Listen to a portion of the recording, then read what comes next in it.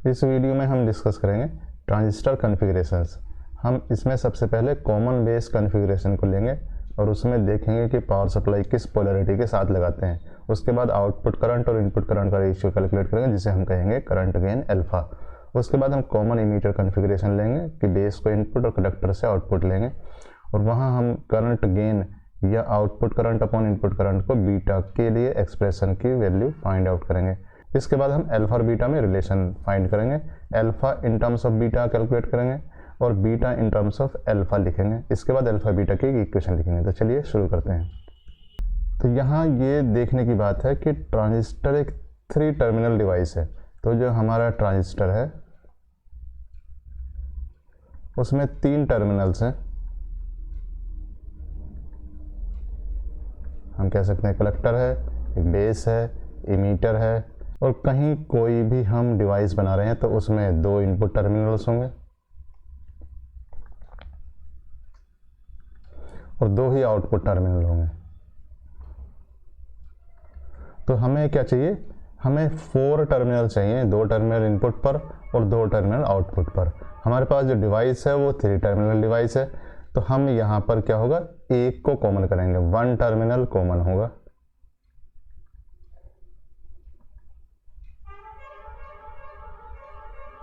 अब देखिए, ये अगर बेस कॉमन होगा तो उसे हम कॉमन बेस कॉन्फ़िगरेशन कहेंगे। अगर ये इमीटर कॉमन होगा तो कॉमन इमीटर कॉन्फ़िगरेशन कहेंगे, और कलेक्टर कॉमन होगा तो कॉमन कलेक्टर कॉन्फ़िगरेशन कहेंगे। तो सबसे पहले हम इसमें से कॉमन बेस कॉन्फ़िगरेशन लेंगे।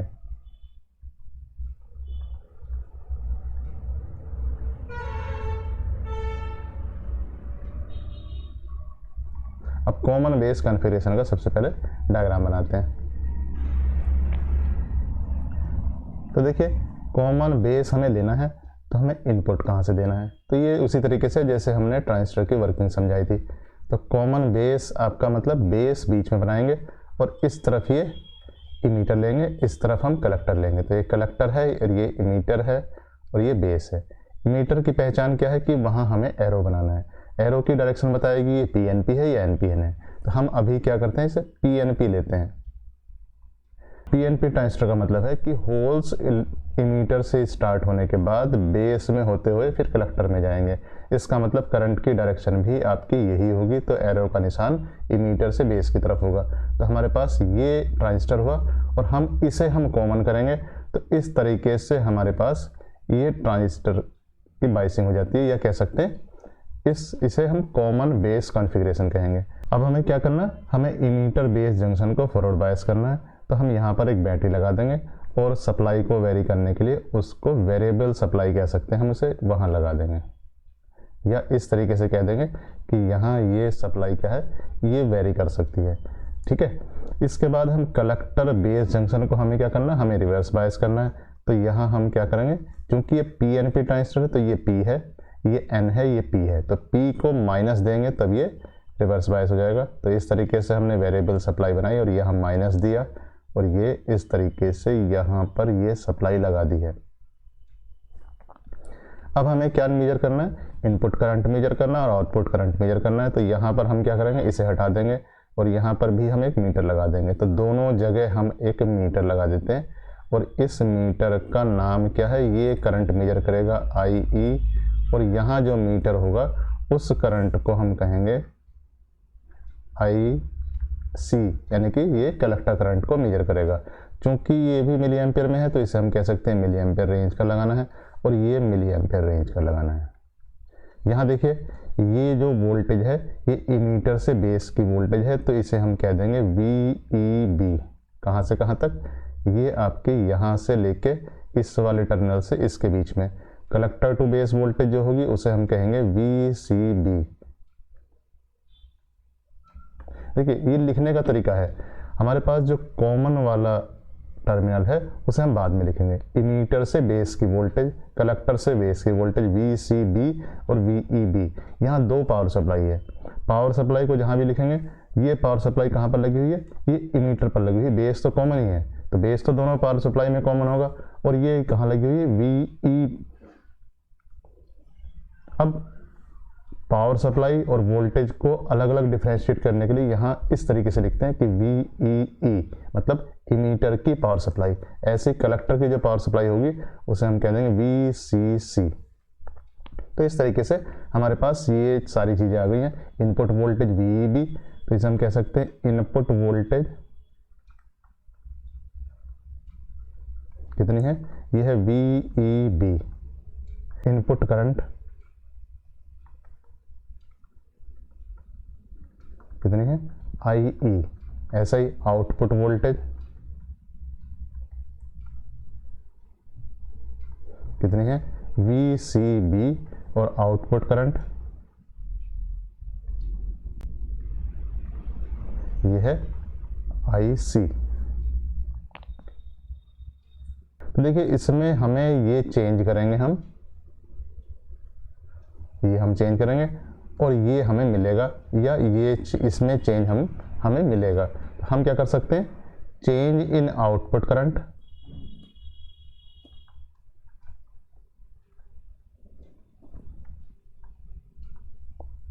Upon change in input current.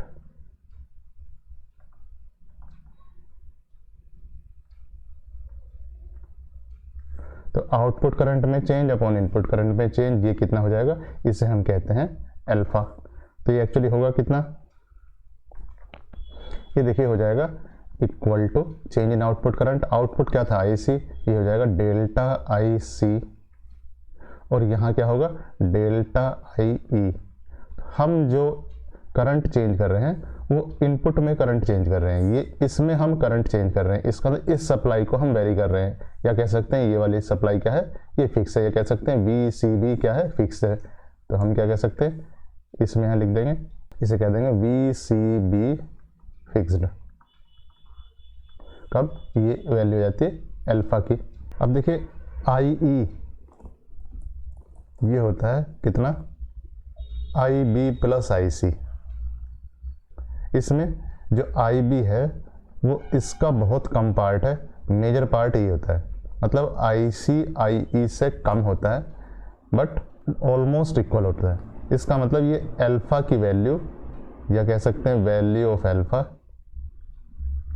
कितनी होगी, स्लाइटली लेस देन 1, एक से थोड़ी सी कम होगी। अब दूसरा कॉन्फ़िगरेशन लेते हैं, कॉमन इमीटर कॉन्फ़िगरेशन।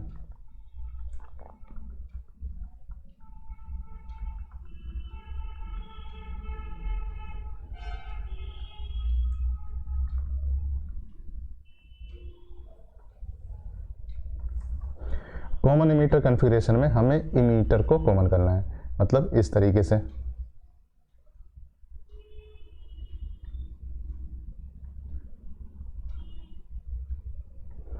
हमें ये बेस है, बेस से इनपुट लेंगे और हम कलेक्टर से आउटपुट लेंगे। यहाँ जो इमीटर है उसे हम कॉमन करेंगे। अब इमीटर में निशान बनाना है हमें एरो का, और वो एरो के निशान की डायरेक्शन बताएगा कि ये PNP है NPN है। PNP बनाने के लिए निशान हमें यहाँ इमीटर से बेस की तरफ देना होगा, तो ये PNP ट्रांजिस्टर होगा। अब ये P है, ये N है, हमें इस जंक्शन को फॉरवर्ड बायस करना है। तो इस जंक्शन को फॉरवर्ड बायस करने के लिए ये इस तरीके से हो जाए कि यहाँ निगेटिव और यहाँ ये पॉजिटिव देंगे।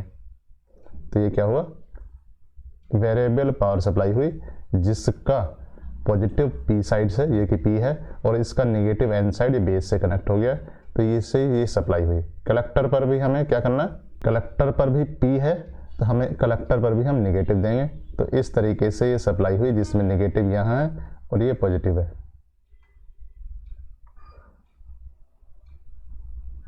अब हमें क्या करना, 2 मीटर लगाने हैं सीरीज में, जो बेस करंट मेजर करेगा, और यहाँ एक मीटर लगाएंगे जो कलेक्टर करंट मेजर करेगा। तो इसे हम कह देते हैं क्या, IB यहाँ मेजर करेगा, IC यहाँ मेजर करेगा, जो कि मिली एम्पेयर में होगा, और IB जो मेजर होगा वो माइक्रो एम्पेयर में होगा। यहाँ देखिए वोल्टेज है, जब वोल्ट लिखने का तरीका बताया था कि जो कॉमन वाला टर्मिनल है उसकी वैल्यू बाद में लिखेंगे, या इसे कहेंगे VBE इसे कहेंगे, यानी कि बेस पर वोल्टेज जब इमीटर को कॉमन करा गया तो V base to emitter voltage माना जाएगा। इसे हम क्या कहेंगे, कलेक्टर टू इमीटर वोल्टेज, ना कि इमीटर टू कलेक्टर वोल्टेज। तो ये हो जाएगा VCE, यानी कलेक्टर और इमीटर के बीच की वोल्टेज जब इमीटर को कॉमन किया गया है। अब यहाँ सप्लाई बेस पर लगाई हुई है तो इसे लिख देंगे हम VBB, यानी कि बेस की सप्लाई। इसे हम कलेक्टर की सप्लाई कहेंगे तो इसे हम कहेंगे VCC, इस तरीके से। तो हमारे पास इनपुट करंट हुआ IB और आउटपुट करंट हुआ IC। अब देखिए यहाँ पर इनपुट वोल्टेज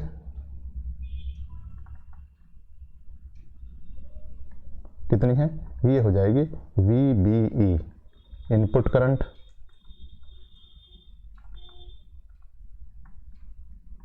ये हो जाएगी IB, आउटपुट वोल्टेज ये हो जाएगी VCE, आउटपुट करंट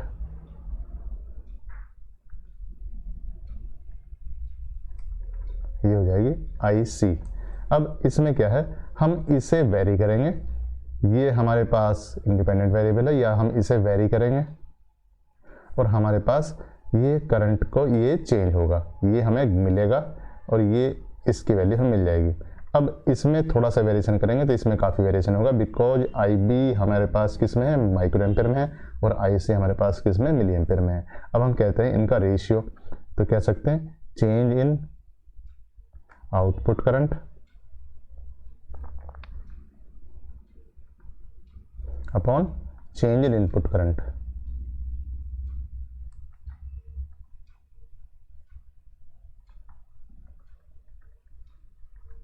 अब आउटपुट करंट में चेंज अपॉन इनपुट करंट में चेंज, तो ये कितना हो जाएगा, आउटपुट करंट में चेंज हुआ डेल्टा IC और इनपुट करंट में चेंज कितना हुआ, डेल्टा ऑफ IB।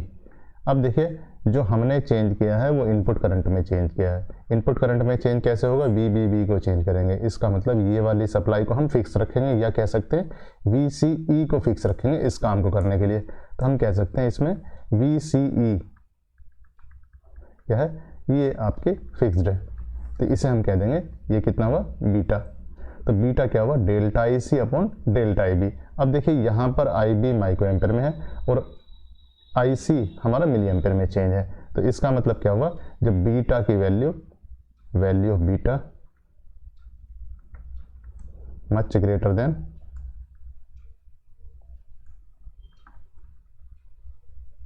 1, ये वैल्यू लगभग 50 या 100 के आसपास होगी, ये 1 से बहुत ज़्यादा होगी क्योंकि ये मिली एम्पेयर है और ये माइक्रो एम्पेयर है। अब हम देखते हैं इनका अल्फा और बीटा का रिलेशन निकालते हैं।